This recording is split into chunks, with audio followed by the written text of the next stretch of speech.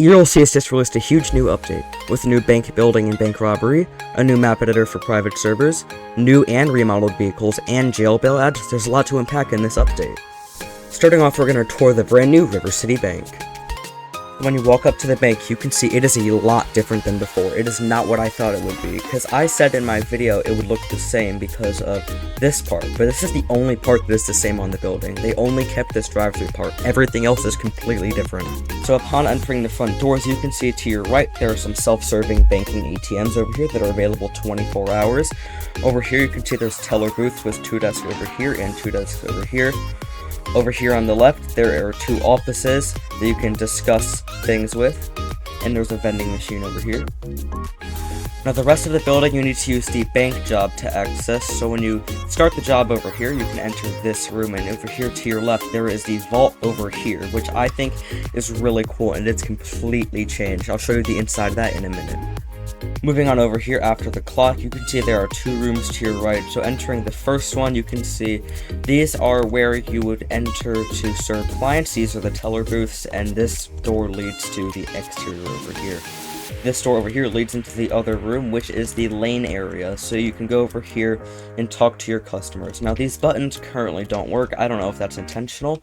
Entering the room on the left of those buttons, you can see there is another meeting zone you can enter. I think this is supposed to be like a manager's office. And then out the door over here, here are your uniforms where you can get security uniforms and a suit or just none altogether. And there's the delivery sign. So they kept the deliveries. Heading out here, here is the vehicle spawner where you can spawn things. Now on to robbing. So to rob the bank, you're going to need to create a mafia with at least 2 people in it. That is something they added. You need at least 2 people to rob the bank. So once you've created your mafia with at least 2 people in it, you can go over here.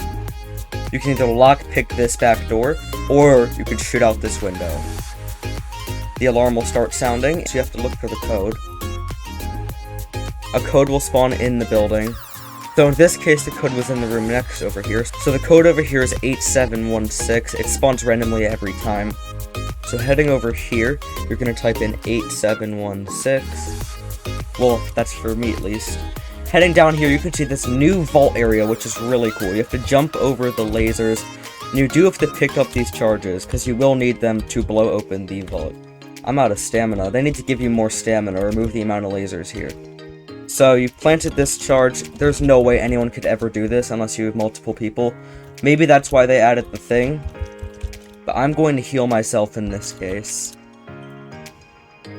And keep planting these explosives. And now the explosives are about to launch. Once the vault has opened, you can go ahead and collect gold bars. The larger amount of gold bars, it takes longer to collect. Now you get a notification that says, bank is filling with gas, get out quickly. So you're going to have to find the code for the storage room. It's somewhere in here. Here in this case, it is 7295. It is different than the code you use for the vault.